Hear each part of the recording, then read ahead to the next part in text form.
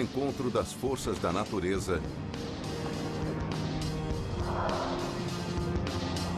em um mundo oculto, um milagre tropical. Neste instante, a evolução está construindo um colosso vivo. Um gigante construído pela menor criatura da natureza. Um modelo de reencarnação. Um sobrevivente nascido de um desastre.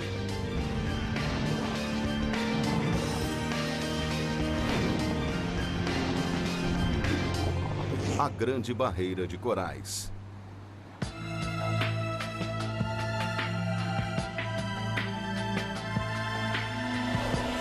Maravilhas da natureza. A Grande Barreira de Corais.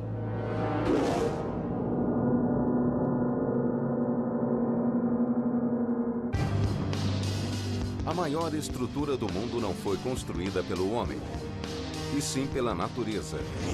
Um recife de coral da metade do tamanho do Texas. Uma joia viva ao largo da costa australiana, tão grande que é visível até do espaço. E dentro dela, um aquário enorme como nenhum outro no planeta. Nenhum outro mar apresenta tanta diversidade. Só de peixes, especialistas já identificaram 1.500 espécies e ainda não terminaram. A Grande Barreira de Corais é uma verdadeira mostra de beleza, uma exibição do que existe de mais singular, um refúgio para aqueles sob risco de extinção. É um dos últimos paraísos do planeta. E para entendê-lo é preciso um novo tipo de cientista, disposto a ir ao extremo para obter respostas. O Recife é um mistério que não pode ser solucionado em laboratório. Para desvendá-lo, é preciso vivê-lo.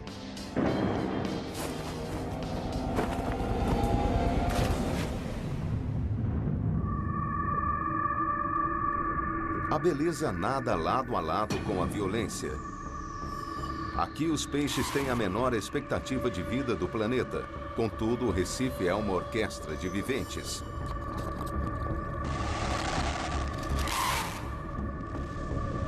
Em que cada planta e animal ajuda a sustentar o todo.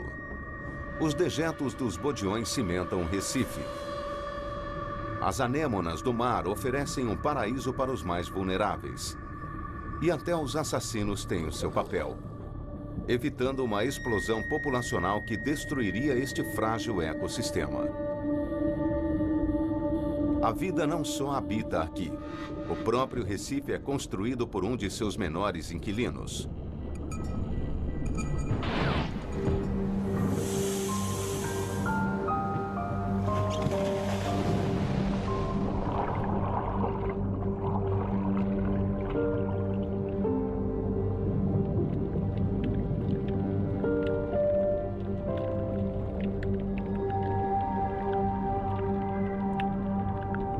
Há mais de 15 anos, o cientista Dave Wockenfeld vem até aqui estudar os pólipos de coral. Essas criaturas minúsculas são parentes próximos das águas vivas, só que bem menores. Elas não possuem um só osso no corpo. Contudo, há 500 milhão de anos, são insuperáveis operárias da natureza, verdadeiras arquitetas de labirintos de calcário.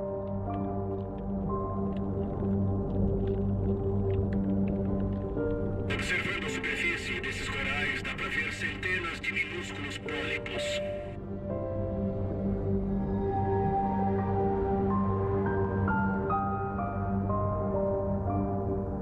E cada pedacinho deste Recife viveu uma odisseia para chegar aqui.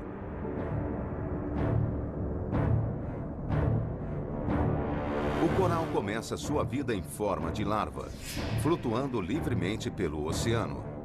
E para cada uma delas, as chances de sobrevivência são mínimas. Elas têm de evitar milhões de bocas ao cruzar até 1.600 quilômetros de mar aberto.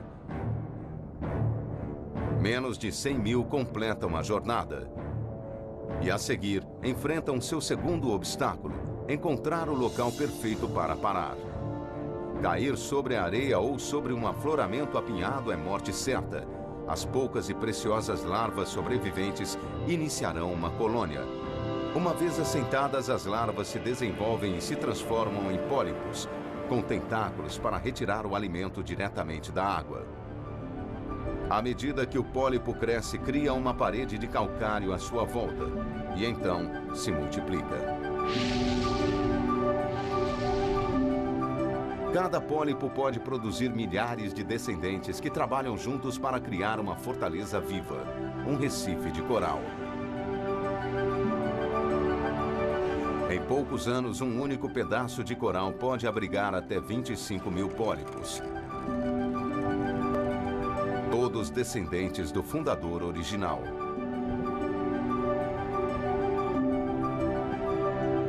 Essas criaturas vivem em passo rápido, mas nem todas morrem jovens.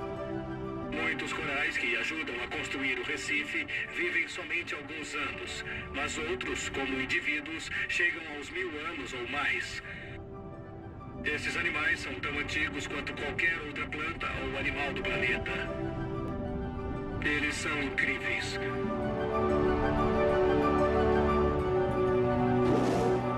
Aqui os pólipos trabalham com a força total. Eles construíram um recife de quase 2.000 quilômetros de comprimento, que poderia ligar de Seattle a Los Angeles. Porque neste lugar único, deu-se uma combinação singular de circunstâncias para criar um paraíso para os corais.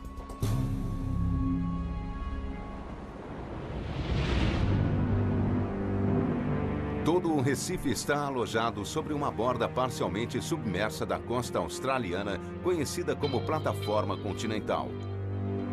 Outros continentes têm plataformas, mas nenhuma como esta. Ela é imensa. Em alguns lugares chega a ter 160 quilômetros de largura. E como nesta plataforma, é verão o ano todo.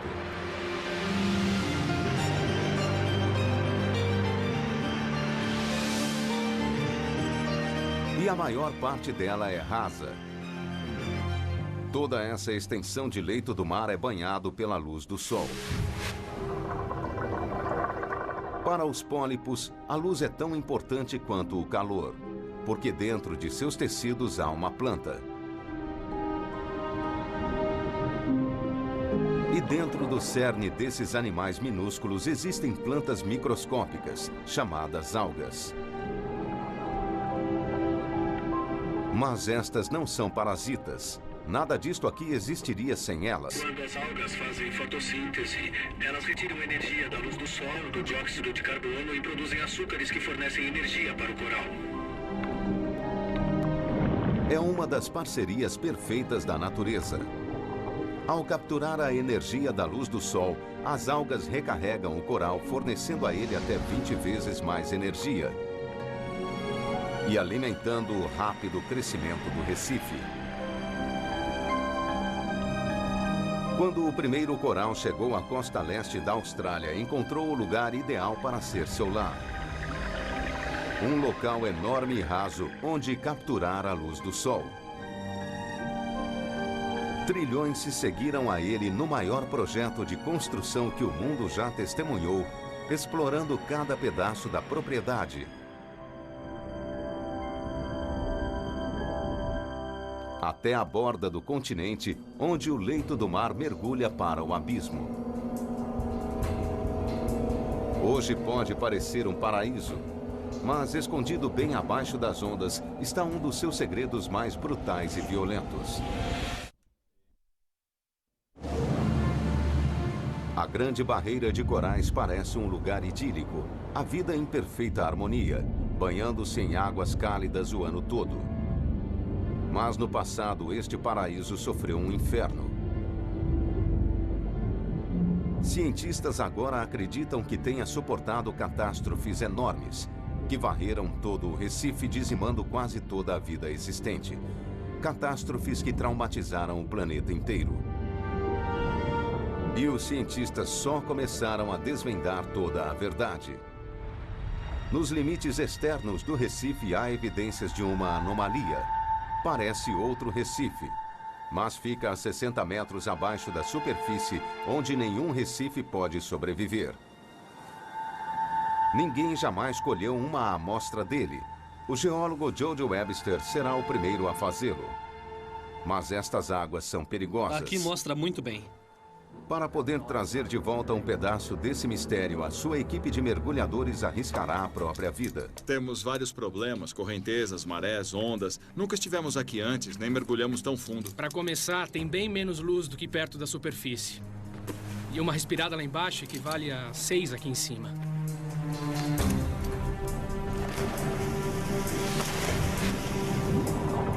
Ele só tem 25 minutos de tempo de mergulho e só a descida até lá levará 10 minutos. Tudo bem, Chico? Sim, tudo bem. Descendo agora.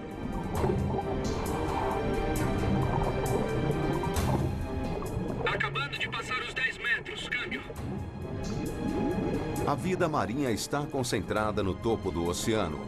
E quanto mais descem, mais difíceis ficam as condições. A visibilidade não está muito boa. Câmbio.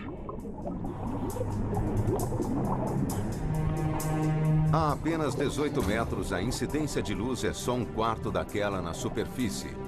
As cores produzidas pelos raios de sol desapareceram, deixando o mundo banhado no mais frio azul. Para as plantas, isso sinaliza o início da zona da morte. Chico, para que lado você acha que fica? Nesta direção. 30 metros. Para viver, o coral precisa que a temperatura da água esteja acima dos 22 graus. E quanto mais fundo eles descem, mais frio fica. Cheguei à marca dos 40 metros. Já gastei metade do cilindro e ainda falta muito para descer. Câmbio. E finalmente o alvo fica ao seu alcance. Só estou começando a ver o fundo agora. É a borda dele, que tem 50 metros. É um afloramento evidente e é bem grande. A parede é quase vertical, olha só. O Chico tá passando pela borda agora. Lá vamos nós, para o abismo. A 45 metros, eles estão entrando em um mundo onde os corais duros não conseguem sobreviver. Aqui embaixo existem apenas corais moles especializados, como estas gorgônias. É a última fronteira de vida no Recife. E os mergulhadores chegam ao seu objetivo, um cômodo enorme a quase 60 metros de profundidade. Eu só vou pegar essa amostra. E confirmando a profundidade, 58 metros. Aqui, o ar que eles estão respirando está sob pressão, compactado para que haja mais gás em cada inalação. Eu acho que tenho mais uns 10 minutos de ar, Chico. Eles precisam torcer para a rocha ceder antes É deles. uma coisa bem dura. Vamos pegar a amostra aqui mesmo. Ok, peguei a amostra.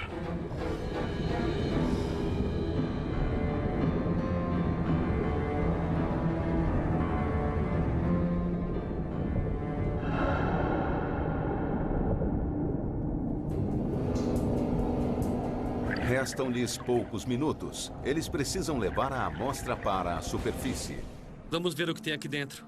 Para Jody, este é o momento da verdade. Viu? Olha só. Ele é a primeira pessoa a ver o que está oculto muito abaixo do Recife. Tem mesmo um coral aqui dentro. Dá pra ver a estrutura aqui. Sem dúvida, isso é um coral. E não é um coral qualquer. A amostra que trouxeram das profundezas parece desafiar a natureza. É uma espécie de coral que só pode crescer em águas rasas. Qual seria a explicação para isso? A órbita da Terra não é estável. No decorrer de centenas de milhares de anos, excentricidades minúsculas em seu caminho fizeram com que o planeta balançasse em seu eixo. 18 mil anos atrás, ele se inclinou. Foi apenas 1 grau, mas isso bastou para fazer o planeta mergulhar numa era de caos. Uma era glacial. As calotas polares começaram a se expandir agressivamente, sugando água para formar placas de gelo enormes. Em cada canto do mundo, o nível dos oceanos baixou e o mar raso na costa leste da Austrália desapareceu por completo.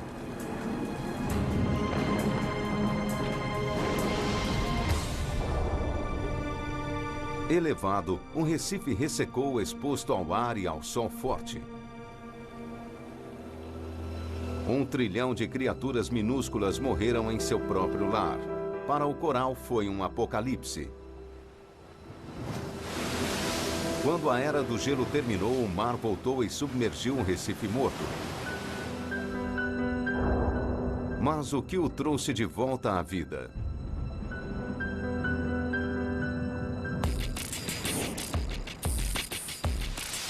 A resposta está nos limites externos do recife.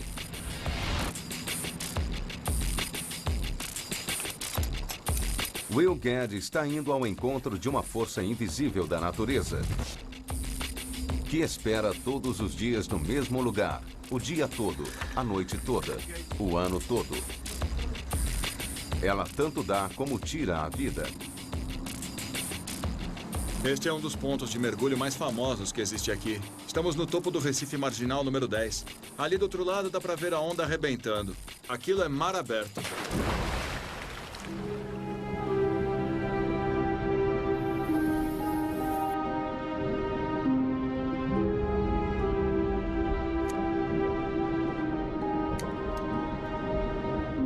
Aqui embaixo flui uma correnteza monstruosa. Ela dispara ao longo do recife muito mais rápido do que um humano pode nadar. A sua única opção é deixar-se levar. Mas o que pode matar um mergulhador é também o sangue da vida deste recife.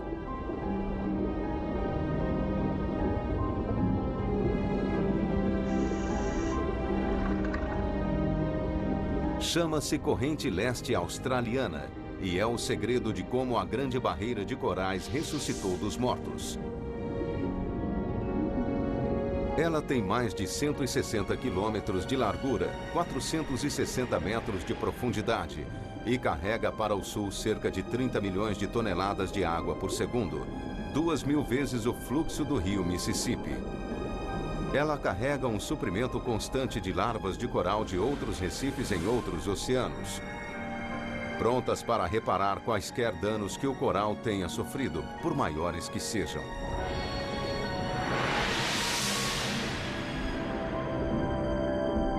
Há milhares de anos, essa corrente poderosa tem regenerado o Recife. Mas ela não é capaz de reparar tudo. Sob as ondas existem cicatrizes ainda mais profundas. O maior recife de coral da Terra abriga uma diversidade surpreendente de espécies marinhas, algumas das quais não podem ser encontradas em nenhum outro lugar do planeta. É um verdadeiro panorama de formas estranhas e cores vivas, onde até o exuberante peixe mandarim pode se camuflar. Esses jardins de coral são o lar de répteis blindados e de assassinos mais discretos. O cono e o polvo de anéis azuis. Delicado, gracioso e com veneno suficiente para matar 2 dúzias de pessoas. E mais no alto pairam gigantes, raias jamanta e baleias mink. É o ecossistema mais diversificado conhecido pelo homem, mas este mundo era muito diferente. Onde hoje nadam peixes, voavam pássaros e toda esta floresta de coral já foi um emaranhado de árvores e arbustos. E este homem pode prová-lo. Numa área remota da costa australiana, o geofísico Thomas Stiglitz está procurando a última coisa que se esperaria encontrar no oceano: água doce. Estamos indo até uma praia no extremo norte. Fica numa comunidade aborígene, onde nos disseram que existem muitas nascentes na praia. Bom, se existe água lá, de onde viria essa água e como ela chegou até lá?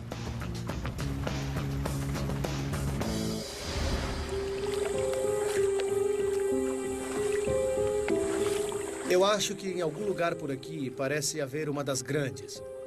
Eu só estou tentando encontrá-la. Na verdade, é uma tarefa bem traiçoeira. Tem areia movediça nas praias e você pode cair nela, porque a areia é muito macia. Aqui está. Encontrei, eu acho. Uma nascente. E o que sai daqui é água doce, que pode ser bebida. Está vendo essa coisa borbulhando aqui? Os antigos moradores deste lugar chamam de Buyurbindi, água doce no oceano. E os australianos os chamam de Wonk Holes, nascentes de água doce no meio do mar.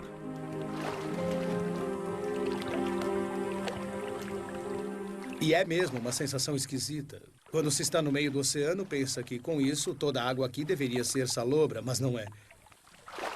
Mas de onde vem a água doce? Existem pelo menos 200 nascentes como esta. Algumas têm até 18 metros de largura e outras podem ser encontradas até 30 quilômetros mar adentro.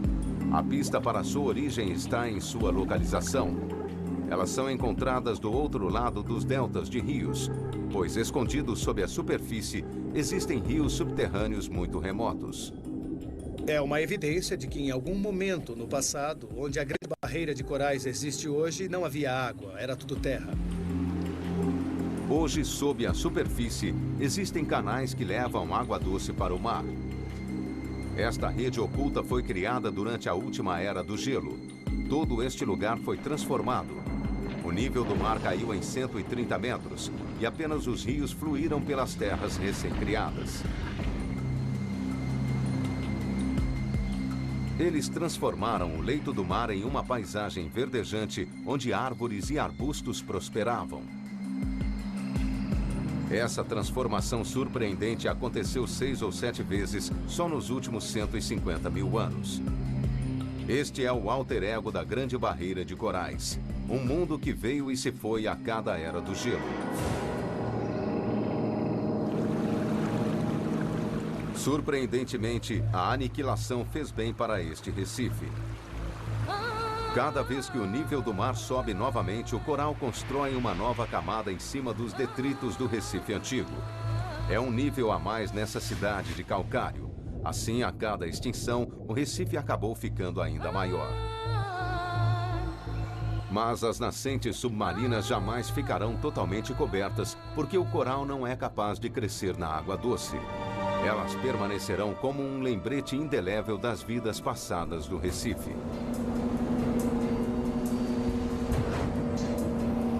Mas as origens do Recife remontam a um passado ainda mais distante, e para entendê-los é preciso solucionar um dos maiores mistérios do Hemisfério Sul.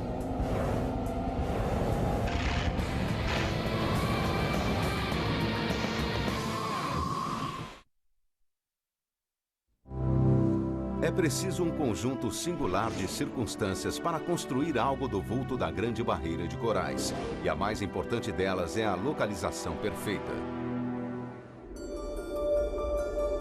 Todo este Recife está nos trópicos.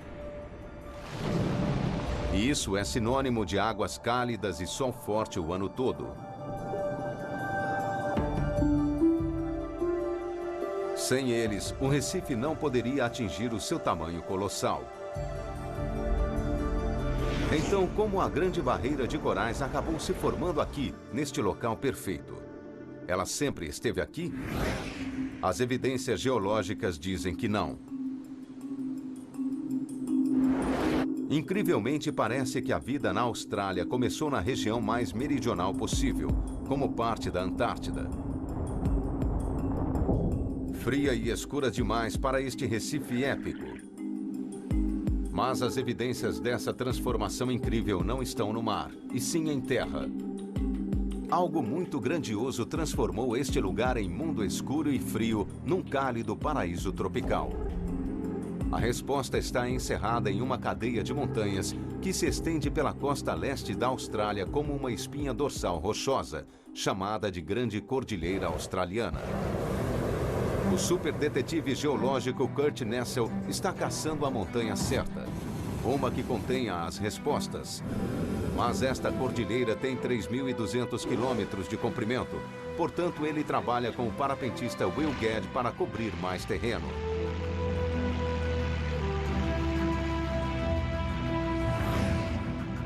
Kurt está procurando este cume espetacular. Chama-se Monte Warning e teve um passado violento. Como todas as montanhas nesta cordilheira, ele foi um vulcão ativo.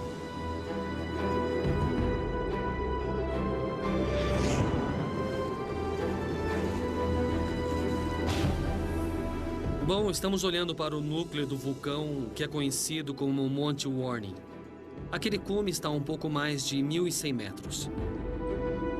Mas quando estava ativo, o cume desse vulcão ficava a 1.800 metros de altura. Milhões de anos de ventos e outros elementos climáticos o desgastaram.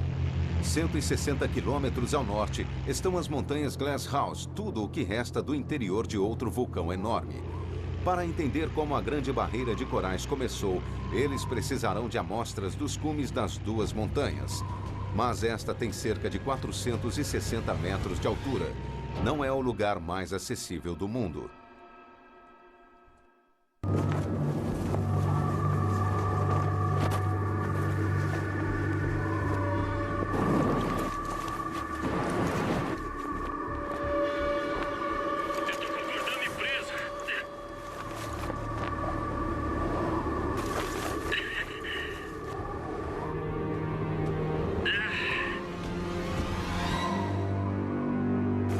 Depois de retomar o controle do parapente, a busca pode começar.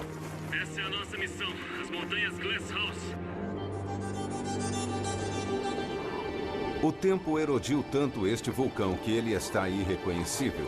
Tudo o que resta é o núcleo de lava que um dia estava ativo no vulcão. Ele se esfriou e formou este pináculo de rocha, e suas fendas servem de bom apoio para as mãos.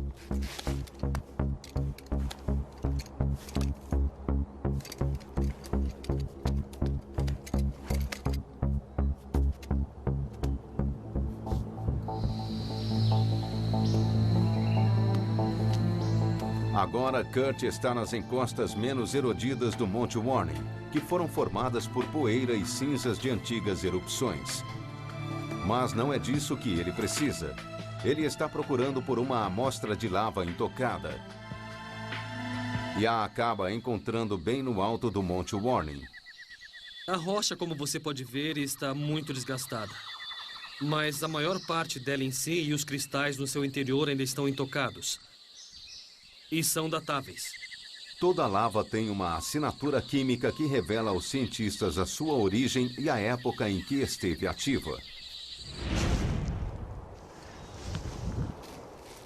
E quanto mais alto no antigo vulcão, mais intocadas as rochas.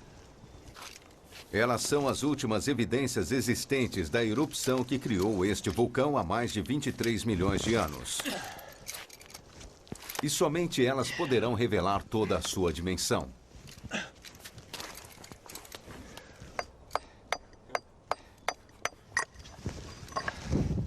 A 150 metros, Will finalmente consegue colher uma amostra.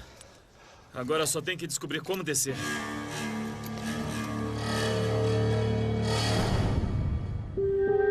Uma análise das rochas da montanha Glasshouse e do Monte Warning revela algo surpreendente. A lava contida no interior destas duas montanhas, distantes 160 quilômetros uma da outra, tem a mesma origem.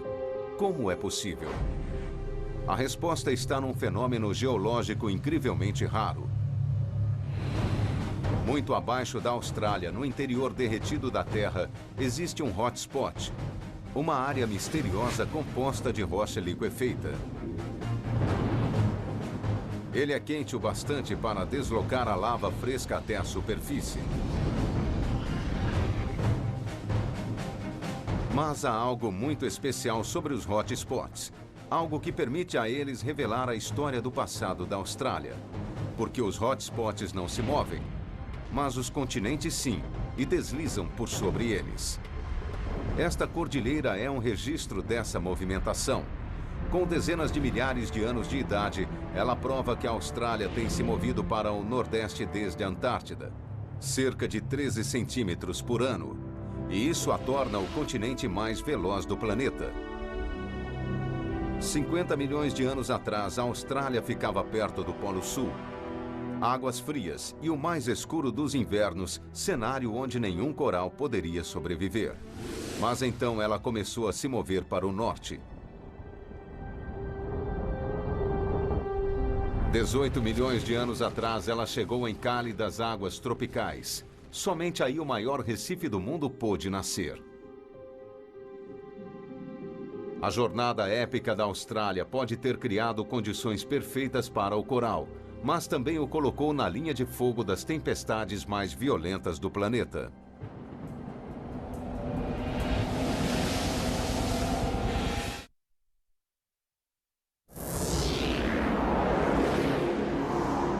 Durante milhares de anos, as condições que criaram o maior ser vivente do mundo estiveram em perfeito equilíbrio.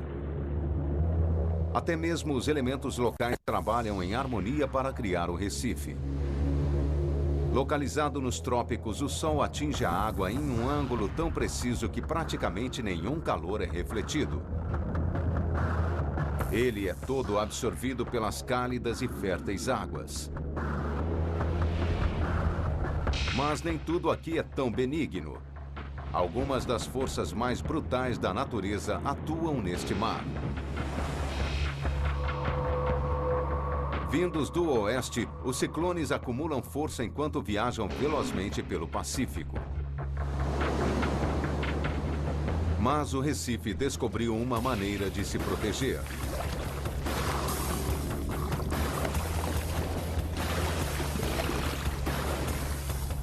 Há um motivo para o nome Grande Barreira. Ela atua como um quebra-mar, absorvendo o impacto das tempestades e abrigando o litoral. É a primeira linha de defesa da Austrália contra a fúria do oceano, protegendo não apenas o Recife, mas todo um continente.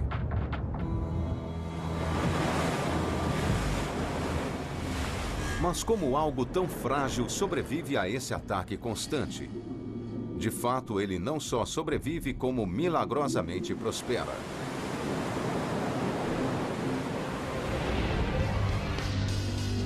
Aqui, as ondas agem como incêndios florestais, varrendo o Recife e levando afloramentos antigos. O coral morto ou moribundo é removido e abre-se espaço para a vida nova. E o movimento das ondas leva para longe a areia e o lodo que poderiam sufocar os corais.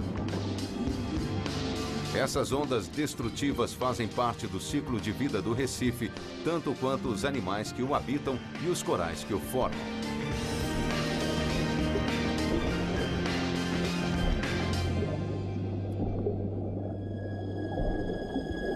Mas há um outro milagre aqui.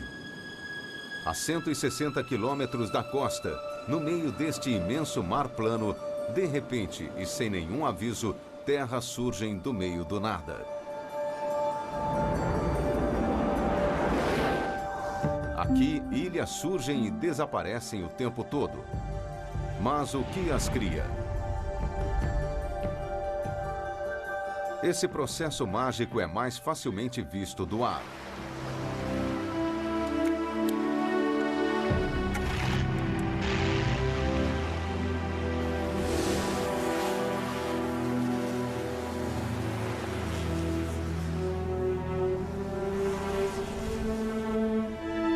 Quando ondas atingem um recife perto de sua superfície, elas destroem o seu esqueleto rochoso e o transformam em areia.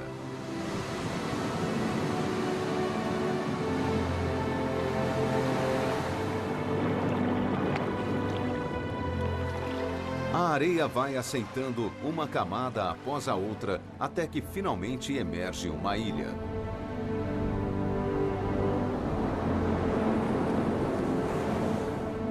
Algumas dessas novas ilhas serão varridas do mapa por ciclones. Mas com a ajuda vinda do alto, as ilhas podem resistir e até crescer.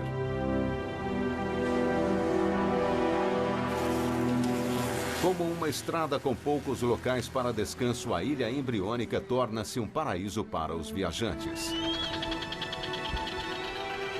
Estas aves deixam sementes em seus excrementos que acabam se tornando plantas, dando coesão à areia da ilha e protegendo-a do poder destrutivo das tempestades.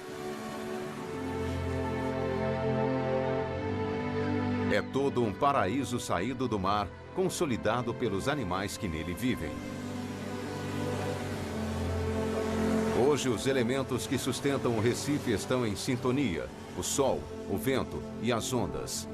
Mas não é preciso muita coisa para desequilibrá-los e causar um evento desastroso nesse Recife imenso.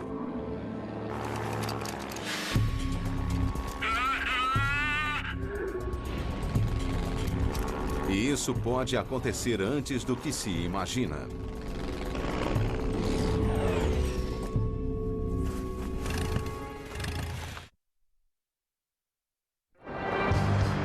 $18 milhões de anos atrás, uma série de eventos notáveis conspirou para criar a Grande Barreira de Corais.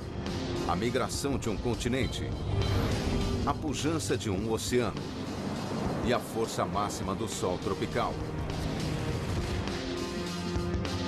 O resultado é um mundo tão resistente quanto belo. Ele já passou por numerosas catástrofes e todas as vezes ele se recuperou. Mas hoje a Grande Barreira de Corais enfrenta o seu maior desafio: o homem. Ao longo das últimas décadas, as evidências de nossa influência sobre o Recife vêm se tornando palpáveis.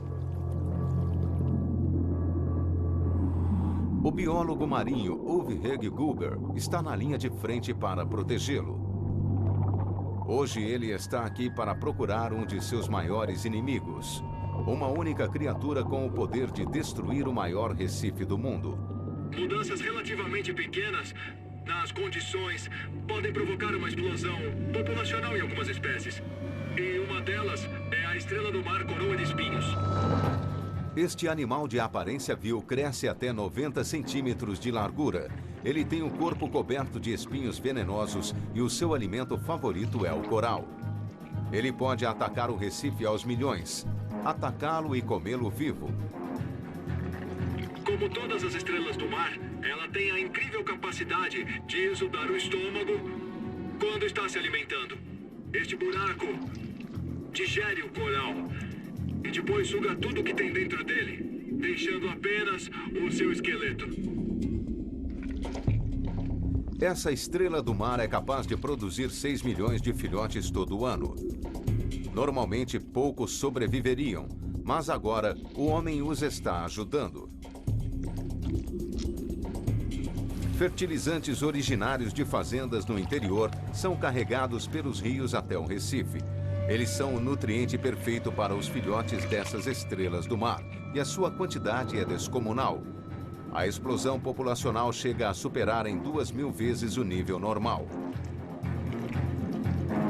E elas são muito difíceis de se eliminar. Um dos métodos iniciais de eliminação era literalmente cortá-las ao meio com uma faca.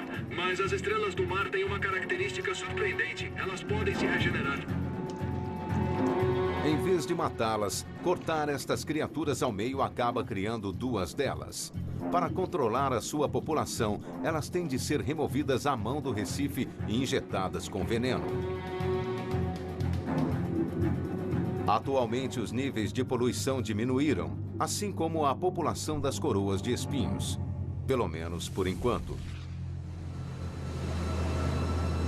Mas o mundo moderno está fazendo coisas ainda piores ao Recife. Até mesmo a menor mudança climática afeta a ordem natural das coisas aqui. E as tartarugas já começam a sentir. Seus ovos são muito sensíveis ao calor. Com as temperaturas mais altas, menos ovos estão eclodindo e a população de tartarugas está em declínio. Daqui a 40 anos, pode não haver mais nenhuma.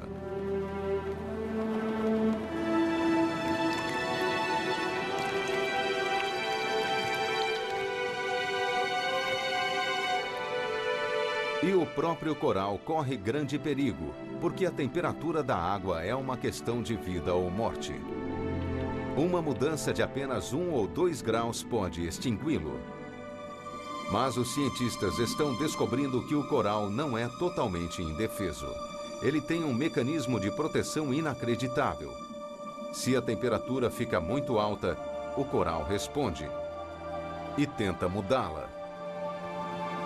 Ele segrega uma substância química invisível que flutua acima da superfície da água e ajuda a promover a formação de nuvens, que fornecem sombra nos dias mais quentes. É um mecanismo surpreendente, mas que aparentemente vem sendo sobrepujado. Recentemente, o coral tem dado sinais de não suportar mais. Porque quando fica superaquecido, ele se autodestrói, expelindo algas que vivem com ele. E ele fica pálido, num processo conhecido como descoramento. É uma medida desesperada que acabará por matar o coral.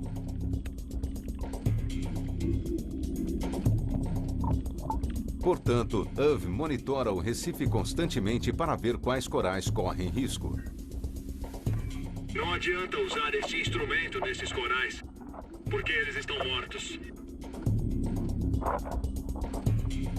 Um aumento de apenas 1 ou 2 graus na temperatura acabaria com praticamente todo o coral da Grande Barreira. E essa mudança pode ocorrer nos próximos 60 anos.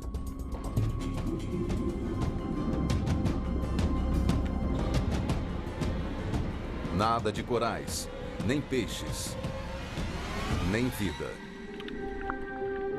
Já descobrimos que o CO2 que colocamos na atmosfera é responsável pelas mudanças súbitas na Grande Barreira de Corais. O que acontecer a seguir dependerá de nós. E este não é o único efeito do aquecimento global.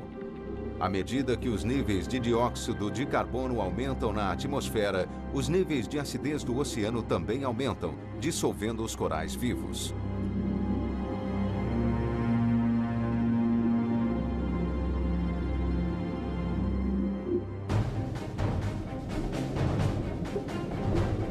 Se isso continuar, a Grande Barreira de Corais perecerá. Nossa geração talvez seja a última a ver essa maravilha natural tão incrível como ela é hoje.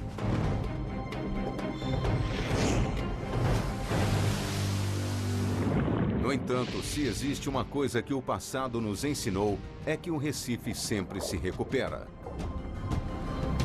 Mas a grande questão é, estaremos por aqui para ver isso? Versão brasileira, DPN Santos.